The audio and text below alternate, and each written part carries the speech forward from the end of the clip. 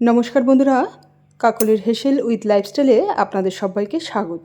আজকে আমি ওটস দিয়ে এমন একটি রেসিপি আপনাদের সঙ্গে শেয়ার করব যা ওজন কমাতে সাহায্য করে আর খেতেও খুবই টেস্টি হয়। রেসিপিটি তৈরি করার জন্য আমি প্রথমে একটা বড় পাত্রের মধ্যে 1 বাটি ওটস ঢেলে দিলাম আর ঢেলে দিলাম 1/4 বাটি সুজি।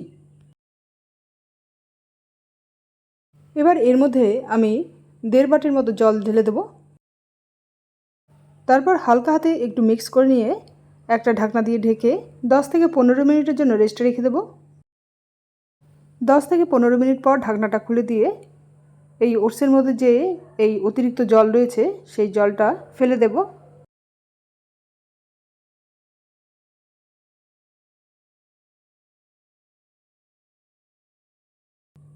জলটা ফেলে দিয়েছি। আমি এখন এই ওটসটাকে একটা মিক্সার জারের মধ্যে ঢেলে দিয়ে মিহি করে পেস্ট করে নেব।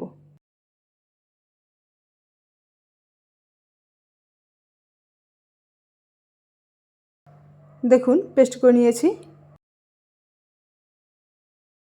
আমি এখন এই পেস্টটাকে একটা পাত্রের মধ্যে ঢেলে দিচ্ছি।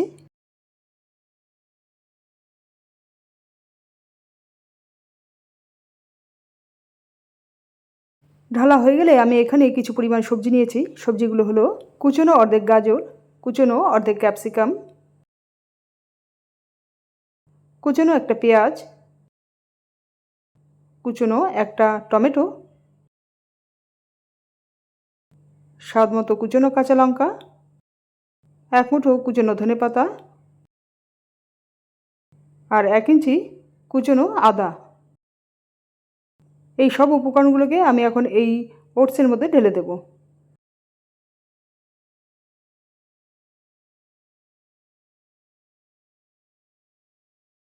ঢালা হয়ে গেলে এর মধ্যে দিয়ে দিলাম সামান্য হিং, স্বাদ মতো নুন আর সামান্য হলুদ।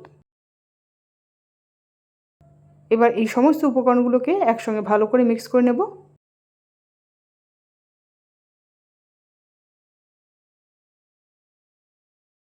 মিক্স করা হয়ে গেছে। আমি এখন একটা প্যান গরম করে নিয়ে তার মধ্যে একটু তেল ব্রাশ করে নিলাম। তারপর ওটস আর সবজি দিয়ে যে মিশ্রণটা আমি তৈরি করলাম তার থেকে 4 চামচের মতো এই প্যানের মধ্যে দিয়ে দিলাম। তারপর এগুলোকে এইভাবে একটু ছড়িয়ে দিলাম। তারপর এই রেসিপিটাকে একটা ঢাকনা দিয়ে ঢেকে গ্যাসের ফ্লেমটাকে মিডিয়াম থেকে লোয়ের মধ্যে রেখে মিনিট খানেকের মতো রান্না করে নেব। মিনিট খানেক পর ঢাকনাটা খুলে দিলাম। আমি এখন এই রেসিপিটাকে উল্টে দিচ্ছি। উল্টে দেওয়া হয়ে গেলে আবারও ঢাকনা দিয়ে ঢেকে এই রেসিপিটাকে 1 থেকে 1.5 মিনিটের মতো রান্না করে নেব। 1 থেকে 1.5 মিনিট পর আমি একটু চেক করে নিচ্ছি যে এই রেসিপিটার নিচের দিকে কালার ধরেছে কিনা। সুন্দর কালার ধরেছে। আর এখানে দেখুন এই রেসিপির এই ওপরের দিকটা কিন্তু এখনও খুব ভালো করে কালার ধরেনি। তাই আমি এই রেসিপিটাকে উল্টে দিয়ে আরও কয়েক সেকেন্ডের জন্য এই রেসিপিটাকে ভেজে নিচ্ছি। কয়েক সেকেন্ড পরই আমি ঢাকনাটা খুলে এই রেসিপিটাকে উল্টে দিলাম। দেখুন এই সাইডটাও সুন্দর কালার ধরেছে। এটা হয়ে গেছে। আমি এখন এটাকে অনেকটি পাত্রে তুলে নিয়ে ঠিক একইভাবে বাদবাকি রেসিপিগুলো ভেজে নেব। ভাজা হয়ে গেলেই আজকের রেসিপিটি সার্ভ করার জন্য একদম রেডি হয়ে যাবে। বন্ধুরা, রেসিপিটি আপনাদের কেমন লাগলো প্লিজ কমেন্ট করে জানাবেন। ভালো লাগলে রেসিপিটিকে লাইক ও শেয়ার করে দিয়ে চ্যানেলটিকে সাবস্ক্রাইব করে দেবেন। তাহলে বন্ধুরা, আজ এই পর্যন্তই। আবার আপনাদের সঙ্গে দেখা হচ্ছে পরে এক নতুন রেসিপিতে। Thank you.